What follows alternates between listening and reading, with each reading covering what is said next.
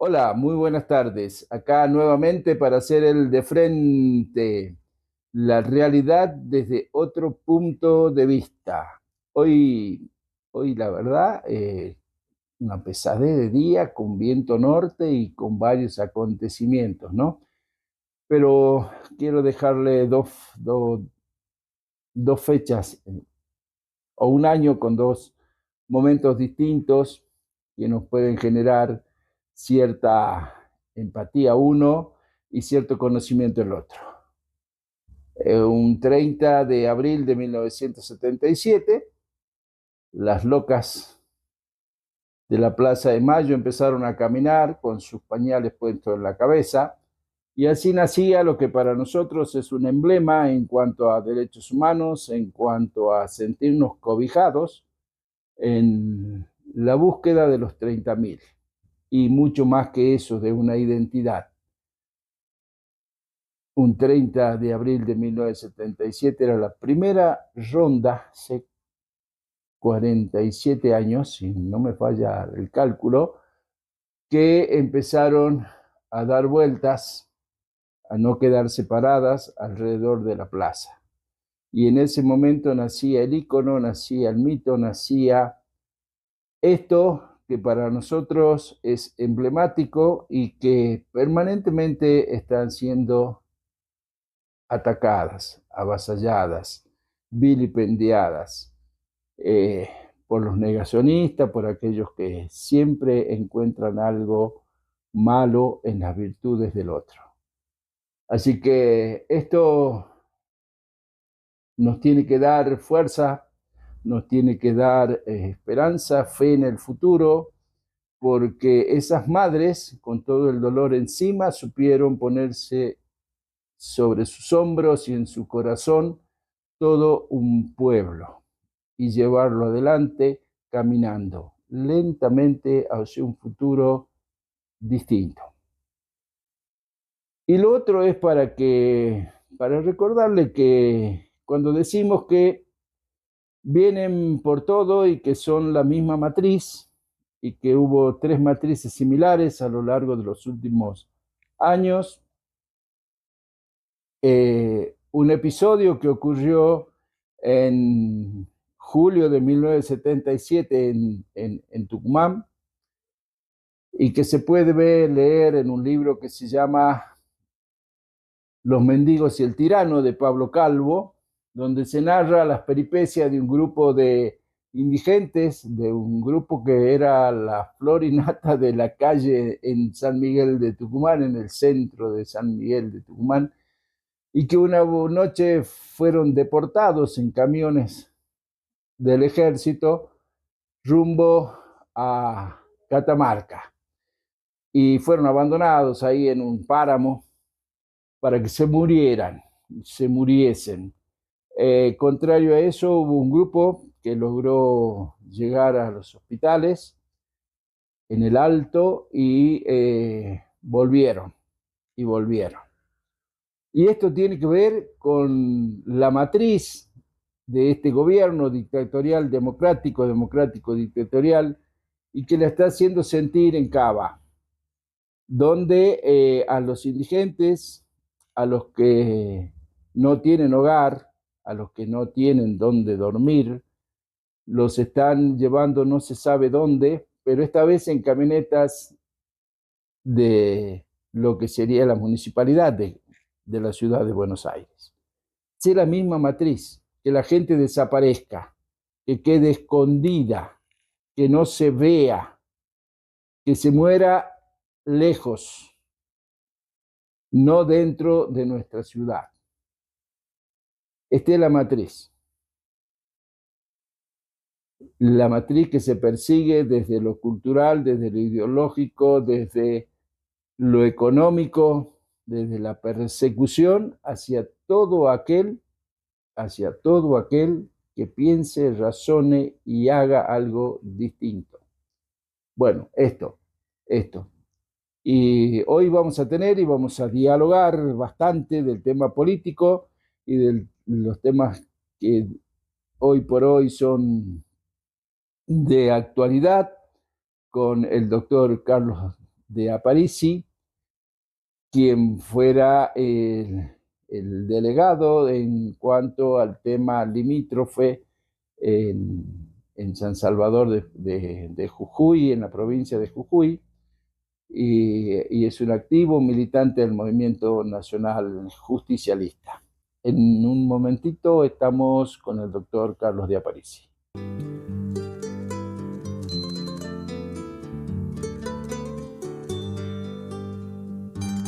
Bueno, acá estamos, como lo habíamos prometido, con el doctor Carlos de Aparici, apellido ilustre y conocido en la provincia de Jujuy, no solamente su faz política, sino también histórica.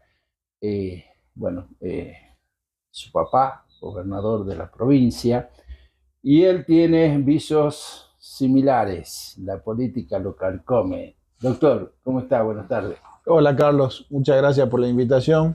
Sí, llevo con mucho orgullo el apellido que me toca. Y a veces los apellidos tienen un cierto, no diría peso, pero una mochilita, ¿no? Bueno, siempre son un condicionante. Ajá. El condicionante podrá ser positivo en determinadas cosas, podrá generar algún tipo de dificultad en otras circunstancias, pero en términos globales creo que el condicionante es muy positivo. Está bien. Al menos así lo siento yo. Y sí, claramente la política eh, es una pasión, independientemente de que es un ejercicio racional del pensamiento, de las ideas, la militancia, de lo que uno considera correcto o apropiado, también es una pasión. Y eso se siente internamente, ¿no? Sí, y cuesta desprenderse. Así es. Cuesta desprenderse.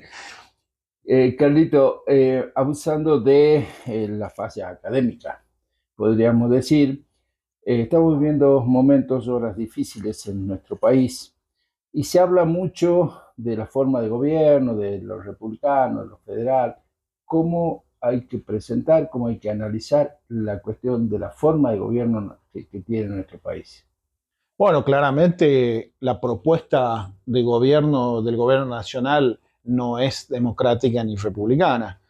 Eso no significa que no le tenemos que reconocer la legitimación que sí tiene el gobierno nacional, pero es una legitimación de origen, Ajá. así como también la tiene la oposición y tiene el mismo valor. Sí, Han sí. sido votados para diferentes roles, pero esto no se trata de opiniones individuales, sino de la lectura de las acciones que nos permiten llegar a emitir conclusiones objetivas o lo más parecido posible a eso. Y claramente este no es un gobierno democrático y lo demuestra con la expresión que tiene continuamente respecto de la descalificación de aquellas personas que opinan diferente. Sí. Eso tiene un sesgo absolutamente autoritario. Se piensa como pensamos nosotros o sos de lo peor.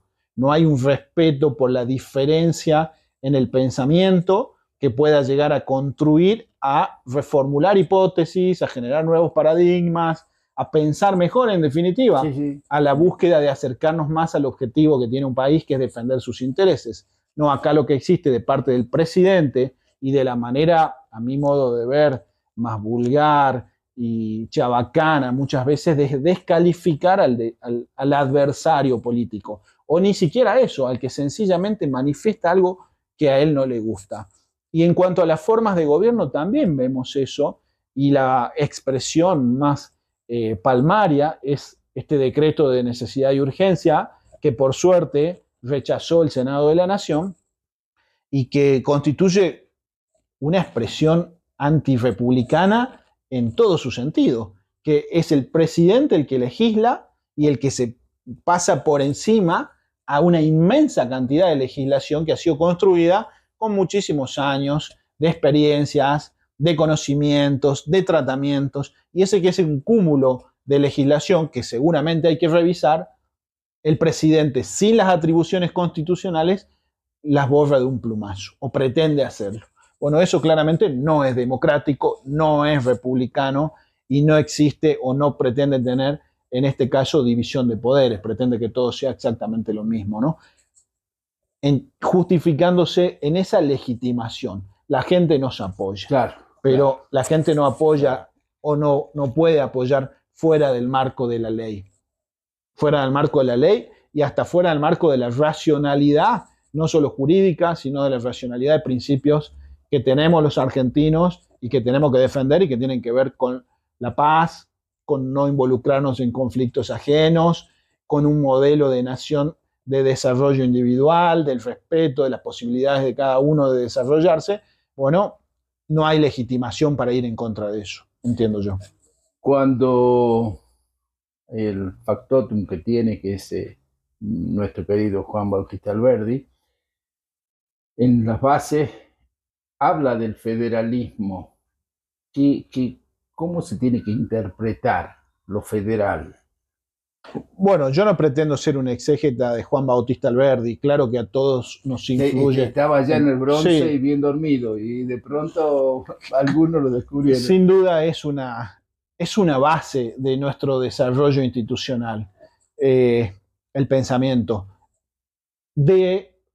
En esto de usar la historia como se nos cante, muy Sí. propia de este gobierno nacional, titula Ley de Bases, Sí. que no tiene absolutamente No, nada que ver con no, las bases de Juan Bautista no, Alberdi. no. Absolutamente nada que ver. No. El federalismo entiendo yo como una autonomía centralmente. Desde mi percepción política, esto no es una valoración técnica, creo que el federalismo tiene que ver con la autonomía provincial, con Bien, la capacidad bien. de darse sus propios gobiernos y sus propias instituciones. Bien. Y ese federalismo que muchas veces queda en letra muerta por razones de carácter económico.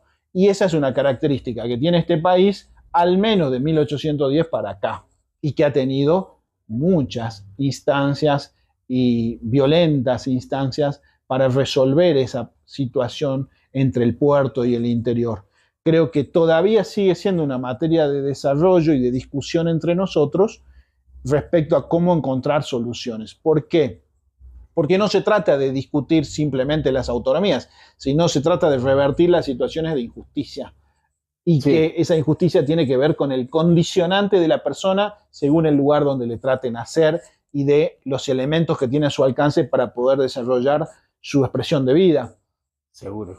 Claramente no es lo mismo nacer en Santa Catalina que Seguro. nacer en la ciudad de Córdoba. Seguro. Y eso es lo que el federalismo debería tender a revertir con las autonomías. Y vemos que no son tal cosa, porque gobiernos que, como este, lo que buscan es agrandar ese centralismo que nos convoca todo hacia Buenos Aires. Y a ese Buenos Aires que no, a veces, muchas veces, o todas las veces, no entiende lo que sucede en el interior del país. Seguimos comunitarios federales del siglo, del 1800. Sí. Del siglo XIX. Sí. ¿Por qué voy a esto? Porque entre las cosas que se trataban hoy había algunas que tienen que ver con las riquezas de cada provincia y que la legislatura provincial no podría sancionar nada en contra o que disponga algo distinto a lo que dispone algo, a ver, la venta del litio la hace la nación y la provincia, listo. Sí. Eso va en contra de la autonomía primero y del federalismo después. Entiendo. Sí, yo también lo comprendo de esa manera.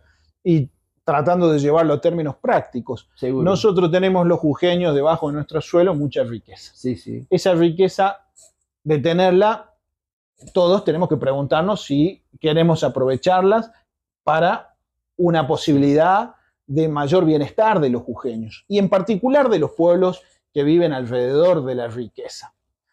Eso requiere absolutamente el compromiso de todos los jujeños de entender que esa riqueza con la que nos favoreció la naturaleza, la Pachamama, Dios, en lo que cada uno crea, tienen que ser aprovechadas para beneficio de nuestra población y el beneficio vinculado al bienestar y a garantizar también que la explotación de ese recurso, que es no renovable, sirva para generar fuentes de otros recursos que perduren en el tiempo. Todo dentro del marco de la ley, del orden y sobre todo del ambiente, que no se altere los valores del ambiente y el consenso social, por supuesto, de los pueblos. Bueno, acá lo que tenemos es una pérdida de autonomía, claramente, porque las provincias se ven reducidas y muchas veces no hacen mucho más por ir en contra de eso, más bien todo lo contrario, a percibir las regalías mineras, un porcentaje en relación a las riquezas.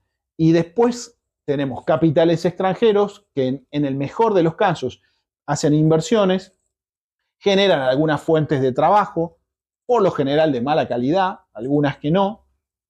La riqueza que obtienen del aprovechamiento de esos recursos, los dólares que obtienen, se van del país, no tienen limitantes para sacarlos, producen cambios en el ambiente como mínimo, produce cambio en la alteración en el ambiente, y luego se van y no queda absolutamente nada. Y ejemplos de esos hay abundantes en la Argentina, no solo con la minería, sino también con los hidrocarburos. Seguro.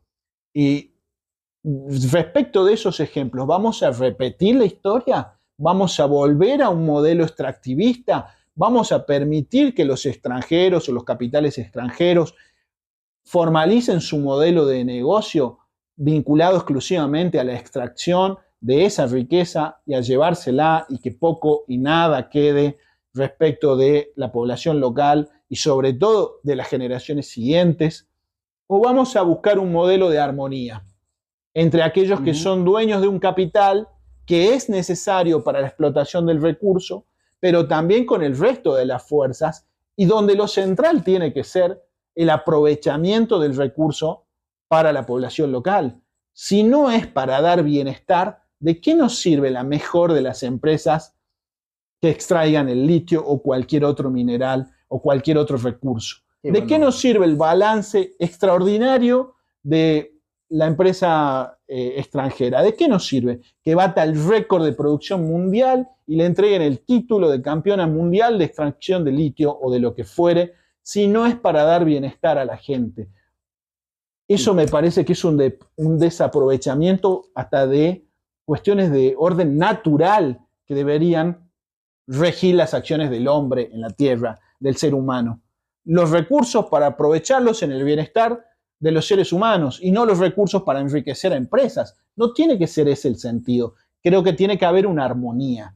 No estar en contra del capital, por supuesto. No estamos en contra del capital en el sentido de un capital con una perspectiva social desarrollista. No, por supuesto que no. Y tampoco los peronistas somos eso. Nosotros somos centralmente desarrollistas y queremos desarrollar porque entendemos que a partir de eso viene la posibilidad del bienestar social y todo lo que eso conlleva, como el cumplimiento o la satisfacción de una finalidad natural por la que todos tenemos que estar obligados a comprometernos a luchar por ella, del partido político que seamos o de ninguno.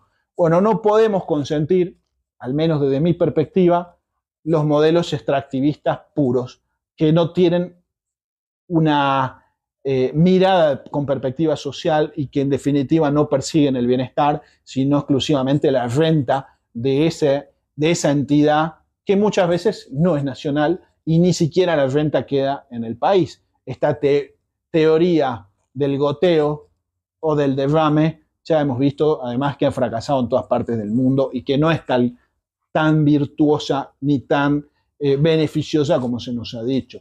Entonces, me parece que estamos volviendo al pasado, revisando el pasado, mirando el cielo a ver si llueve cuando ya tenemos el agua hasta acá.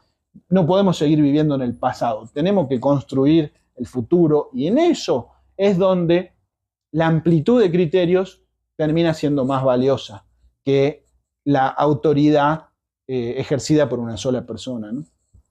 Hacemos un pequeño cortecito. Carlito, arduo el tema, ¿no? No es fácil, no es fácil. Hoy hubo en diputado la sesión maratónica. Los diputados no trabajan nunca, trabajan 2 días seguidos, son buenísimos. Sí. Esto es broma, compañera Leila. El tema es que se aprueba en general y después en particular una ley, pero lo que más ruido me hace es el tema de la delegación de facultad extraordinaria, en los 4 puntos básicos y que contienen todo. Así es. ¿Cómo avanzamos para ver si eso se puede frenar? ¿Será el Senado? Bueno, todos tenemos la expectativa de que el Senado, al igual que con el decreto de necesidad y urgencia, tome una posición contraria al gobierno de la nación. Esto, en definitiva, constituye lo que sucedió hoy en el Congreso de la Nación, particularmente en la Cámara de Diputados, es una manifestación de este modelo de país que nos propone el presidente Milei y que va a contramano de los intereses nacionales y de los intereses sobre todo de las clases populares. Esto en términos prácticos significa más tarifas, significa aumento del combustible, significa aumento del PAN, significa menos calidad de vida, menos porvenir, menos bienestar. Y estar en contra del bienestar es antinatural, desde mi perspectiva. Y la suma del poder es una enfermedad que tiene la democracia. Lo hemos vivido en Jujuy. Muchas veces la suma del poder no se produce con actos jurídicos, como puede ser la sanción de una ley, sino la suma del poder a veces es una situación de hecho que se va produciendo en el tiempo y parece que no es tal, pero sí es tal.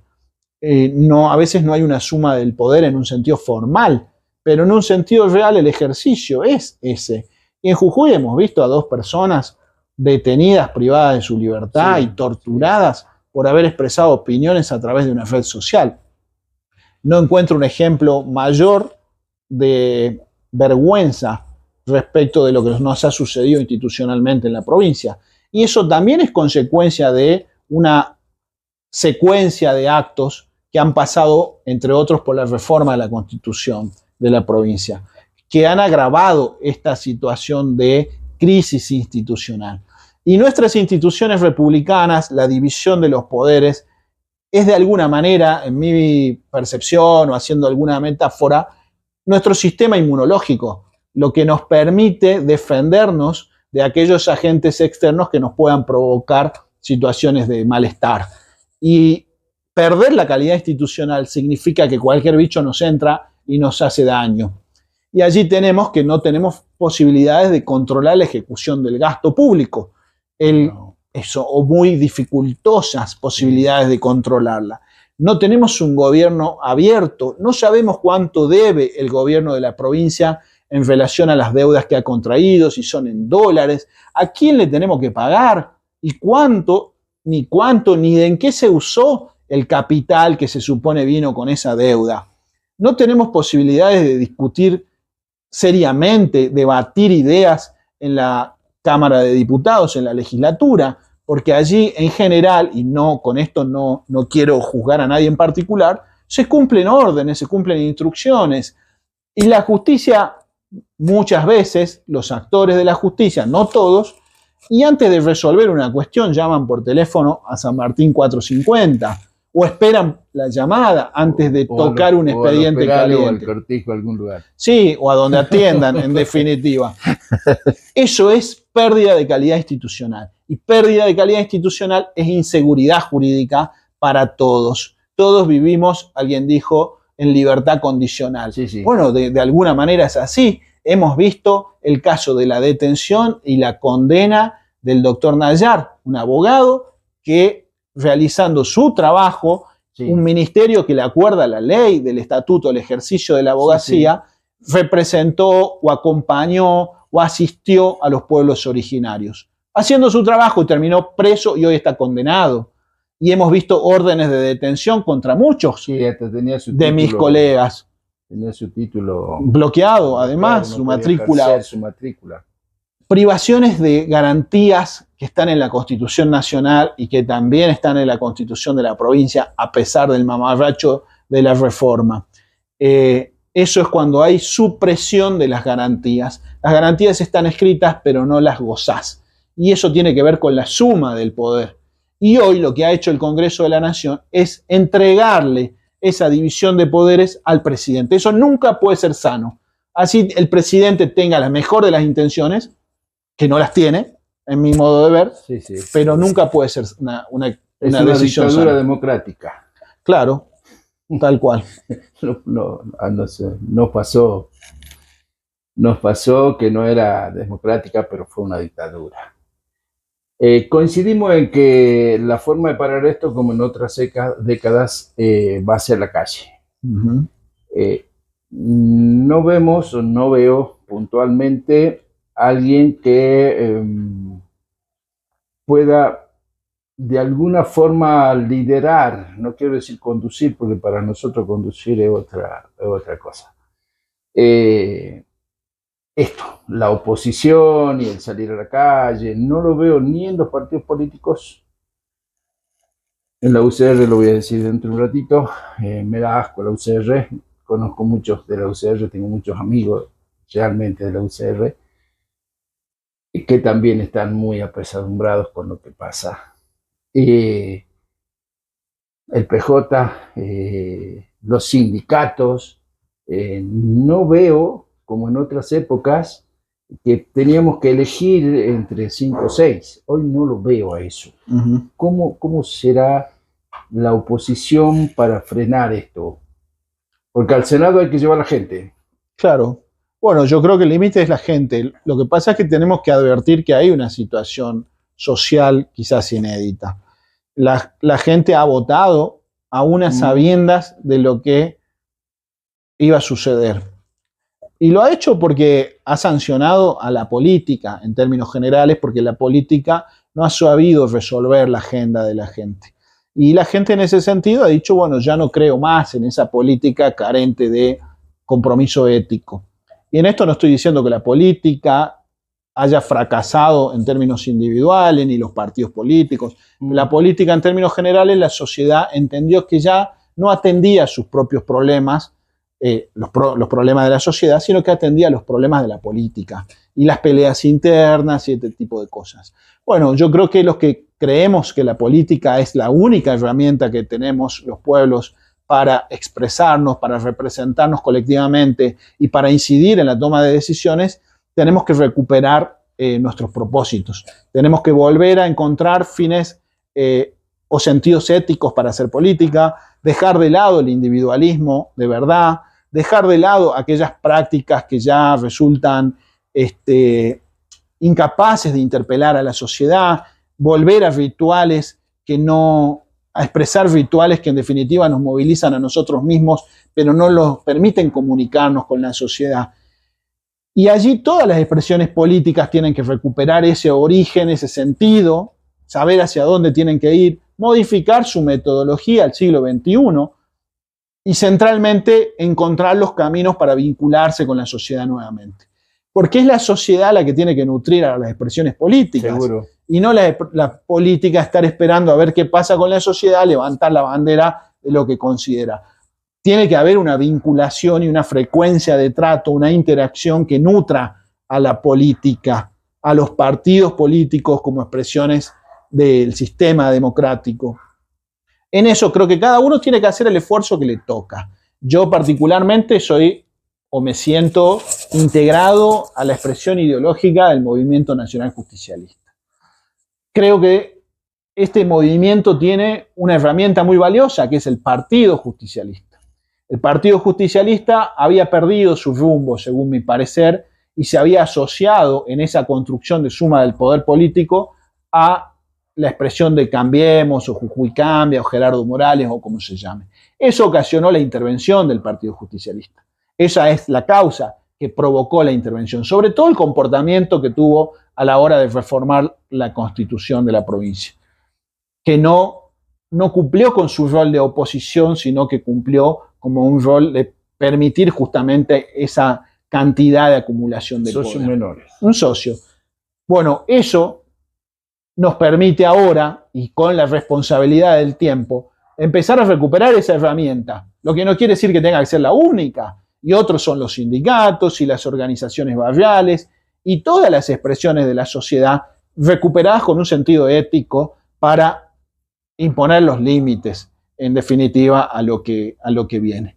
O sea que, desde mi percepción, allí es donde tenemos que preocuparnos por mirar hacia el futuro, por construir y no por atacarnos entre compañeros. Me parece que es un momento donde compañero que agrede a un compañero lo que está haciendo es, en definitiva, hacerle útil y servil a aquellos a los que dice querer competir o que resultan ser sus adversarios. Creo que está prohibido que nos agredamos entre nosotros y lo que tenemos que buscar son los caminos de consensos, las orientaciones éticas, el compromiso con la sociedad y desde las bases, recuperados con el único verticalismo en el que yo creo del peronismo, que es el que va de abajo hacia arriba, que es la sociedad nutriendo de contenido la expresión política articulándose y manejándose con una metodología de representación y compitiendo por poder.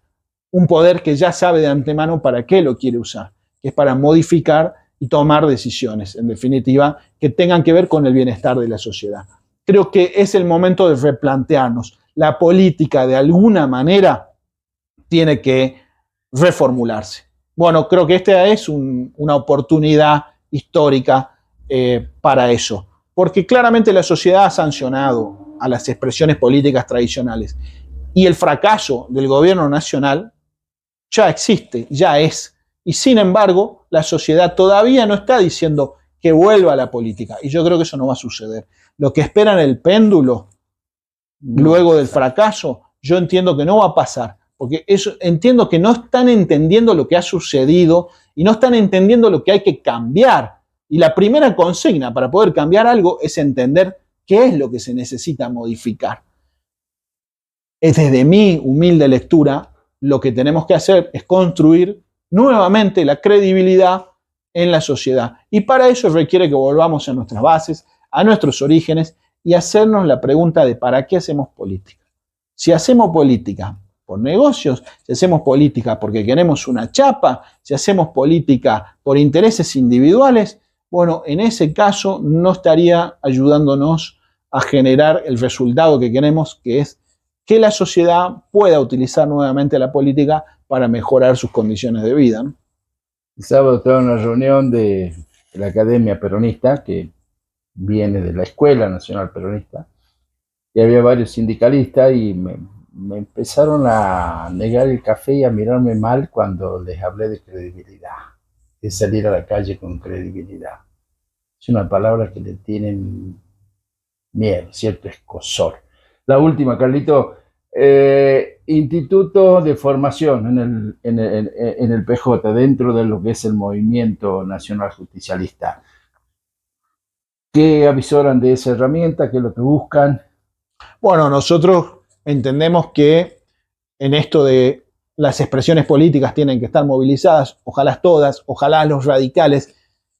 Hoy hemos vivido una situación muy triste, vista, no me quiero ir del tema ni te quiero alargar la respuesta, pero la defección del radicalismo en función de un modelo de esto no se asimila en nada a aquello que nosotros representamos y que admiramos del expresidente Alfonsín y de mucha historia del radicalismo, que respetamos y admiramos y nos sentimos agradados de tener personas, amigos, que expresan ideas como esas, de discutir, que no coinciden con las nuestras, y eso es... de aprender, porque la retórica que tienen es magnífica. Tal cual, es enriquecernos en relación a eso. Bueno, el radicalismo ha perdido su norte. Nosotros tenemos que recuperar el nuestro, y también lo tenemos que hacer aquí, en la provincia, y con el esfuerzo de todos. Hoy la intervención lo que hizo fue colocarnos a todos en un estado de llano. Nadie tiene la llave del Partido Justicialista, ni es autoridad del Partido Justicialista. Y allí están abiertas las puertas para que cada uno vaya y tome el protagonismo que quiera o que pueda tener. En definitiva, que lo busque y que proponga ejes de debate, que proponga acciones, que proponga conformación de mesas, que en definitiva busque que entre todos logremos enderezar el rumbo de ese partido de cara a ponernos en función de la sociedad y de lo que la sociedad nos está ordenando.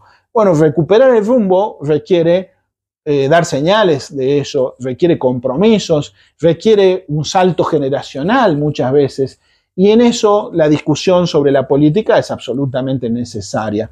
En cuanto a ejes de discusión, en cuanto a cualquiera sea, en definitiva, lo que permita que aquellas personas que saben que está sucediendo algo con la sociedad encuentren un despertar de sus inquietudes políticas y lo puedan hacer fortaleciendo sus capacidades individuales. Bueno, eso es lo que se propone en estos en este ciclo de formación política que tiene fundamentalmente la idea de movilizar el compromiso de los compañeros y las compañeras con la política, de defenderla en el sentido sano de la política y no de la discusión interna, porque muchos otros parecen estar más preocupados por resolver primero qué cargos le tocan adentro del partido, por ver qué chapas se cuelgan, antes que resolver los problemas políticos que tenemos. Y tenemos severos problemas políticos de lo que venimos hablando, hemos perdido credibilidad. Todos, no hablemos individualmente de nadie. Es nuestro colectivo el que ha perdido el norte, que ha perdido el rumbo. Necesitamos resolver nuestro problema político para poder resolver lo menos importante, que es, en definitiva, quienes ocupen los cargos.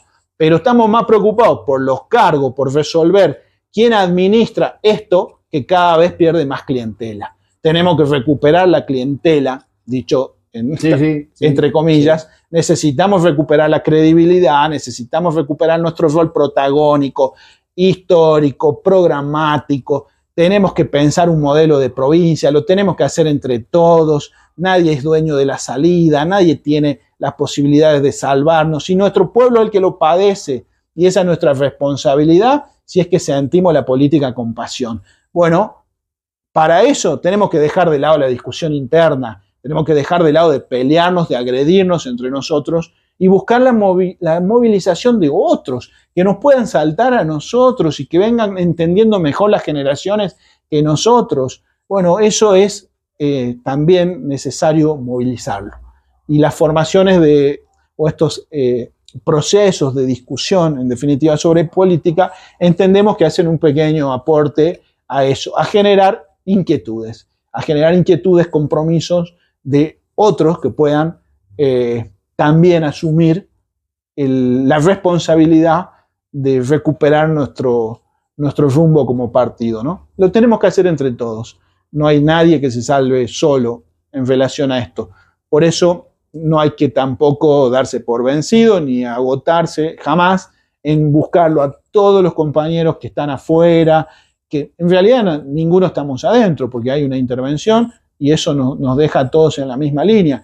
Pero aquellos que no se han comprometido todavía con la causa colectiva, que tenemos que recuperar eso, hasta que haya un momento donde tengamos que definir, hayamos resuelto nuestro problema político, hagamos un proceso de elecciones internas y allí ese proceso de elecciones internas lo podamos usar no solo para resolver qué nos toca a cada uno, sino como un proceso democrático para resolver nuestras diferencias y para reafirmar nuestras convicciones, porque en el debate reafirmamos las convicciones. Bueno, una elección interna es un ejercicio sano y democrático, pero tiene que ser hecho una vez que hayamos resuelto los problemas políticos, porque si no, en esa metáfora de nos estamos peleando por administrar un negocio que no tiene clientes. Lo que nos tiene que preocupar a todos nosotros es buscar recuperar el sentido del partido político y después vamos a resolver quién lo tiene que gobernar y sean los compañeros, las bases, la militancia, los que en definitiva decidan cómo se tiene que conducir eso. El viernes a las 16:30 está Kelly Olmos. Así es, no pasé el chivo, no cumplo con el aviso. Compañera, mucha experiencia, mucho conocimiento. Así es, 16:30 en el Partido Justicialista, en la avenida 19 de Abril, y ex ministra de Trabajo, gran cuadro del peronismo, gran cuadro. Escucharla siempre es para cualquier persona enriquecedor. Así es, y de una escuela como Carlos Tomada. Así es. Que no es poco. Carlito, muchísimas gracias. Vamos a estar convocándonos, vamos a seguir hablando de estos temas porque realmente son apasionantes y enriquecedores en el fondo. Muchas gracias. No, muchas gracias a vos. Siempre es un gusto venir a conversar.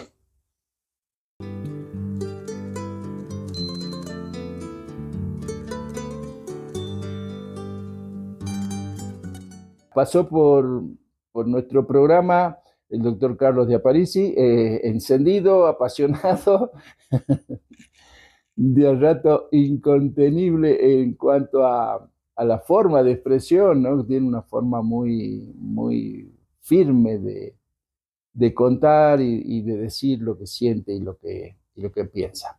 El último pensamiento de hoy para la conmemoración de aquel 1 de mayo de 1886, los mártires de Chicago.